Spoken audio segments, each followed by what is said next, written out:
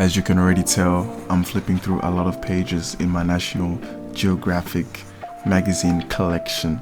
And that sounds really geeky to say. I feel kind of embarrassed, but I don't care anymore. I am called to be set apart. And I have a deep connection to the National Geo magazines and other photography, landscape books as well. And that's because of my childhood.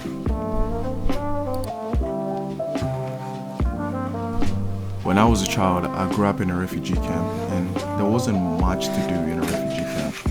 And I remember this one day, my brother, or I think my dad, took me to the library, and they were actually on a mission to find, what they were looking for, because they were adults. While for me, I was just flipping through every book, just looking for cartoons and pictures. And I found this one book, and it had landscape and portraiture and also just materialistic things. While flipping through pages in that book, I stumbled upon this one picture, and it was a picture of the Toronto skyline.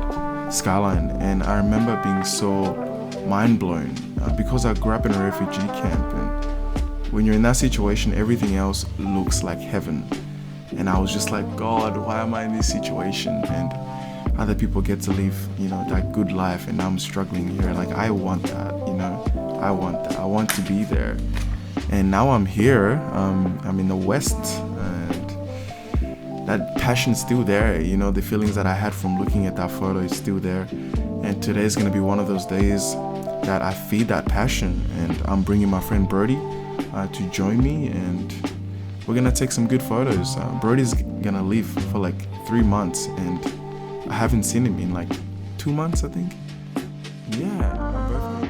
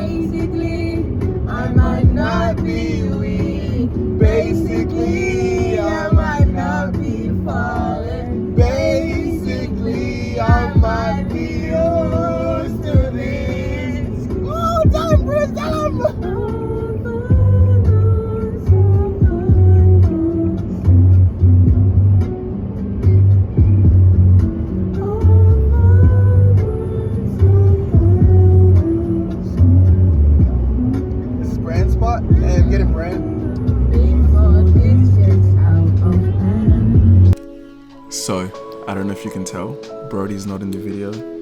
He got busy, I got busy, and we just couldn't find time to get together and do what we like. And I love every moment of that, even though I'm not involved. I love seeing Brody's career move forward. It just makes me feel happy. I don't know why, but I love it when I see Brody from far away enjoying his life. And I pray that the next time I see him, he will be full of life, he'll be wiser, and we can also just get back to doing what we love doing. And to make up for Brody's absence, I'm bringing my little sister-in-law Priscilla, who's a bundle of joy to be around. She is amazing, and we're going to Mount Gambier to visit my older brother and his wife, Kezi, who is amazing as well. I love Kezi. She's the best. She's fun, even though she's bossy all the time. She's fun to be around.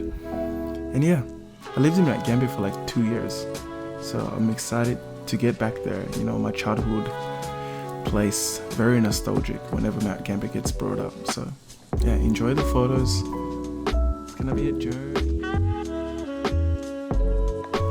Now, this is the day after I arrived to Kezi and Lauren's house, and I pretty much woke up at 5:30, did prayer, read the word, and I watched TV after all that, waiting for the sun to come up so I can take photos.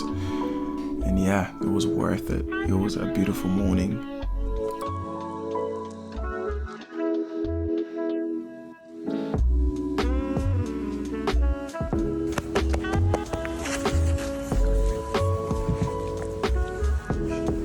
Oh.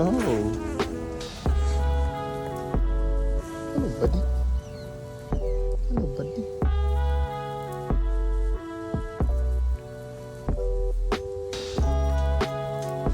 Now, I think this place, it's called the Cave. I'm not too sure, but we'll just call it the Cave for now.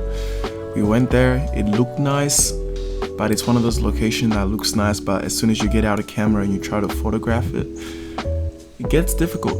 Like you don't know how to make it look nice in a medium format camera. Like it's really tough. And that day was one of those days that I failed. I tried my best, failed, but I'll be back. I never leave as a failure. We'll be back there and I will get a good photo next time.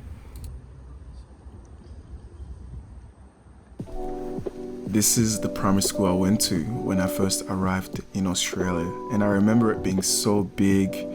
I have so much memories being here. I remember Mrs. Smith, Mr. Smith, and it's also a core memory because it's a place where I learned how to speak English. And I remember this funny story of my beginner level English, even though I'm still beginner level English now. I remember this one day we were playing soccer and someone upset me and I was angry, but I kept repeating that I was hungry. I kept telling the teacher, I'm so hungry. He did that, I'm so hungry.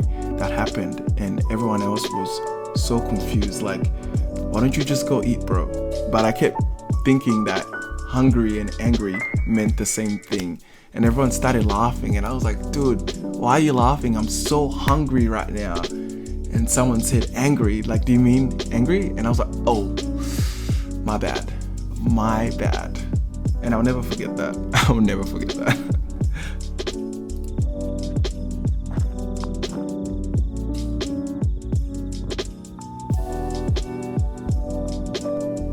I don't know what happened here with my camera.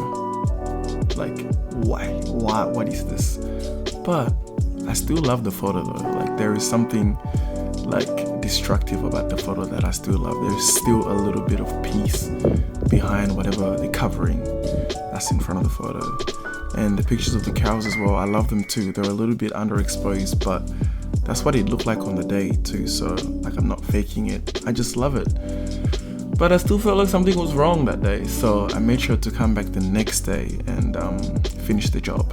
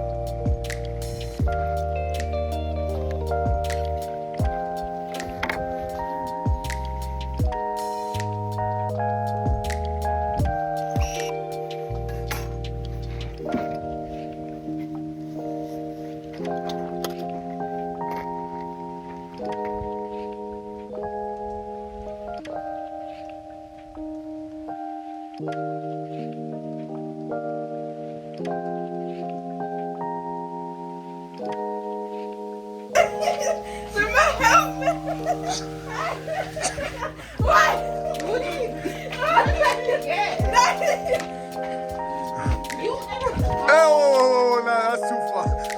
No, the slippers.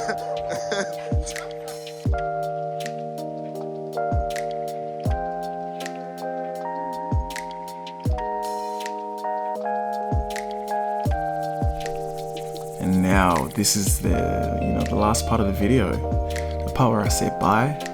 And I just want to say thank you so much for watching. I appreciate it. The next time you see me, I'll be 23, and yeah, Brody will be 23 as well. So wish Brody a happy birthday. And yeah, make sure to click like and subscribe, and follow me on Instagram. See you guys next time. Love you.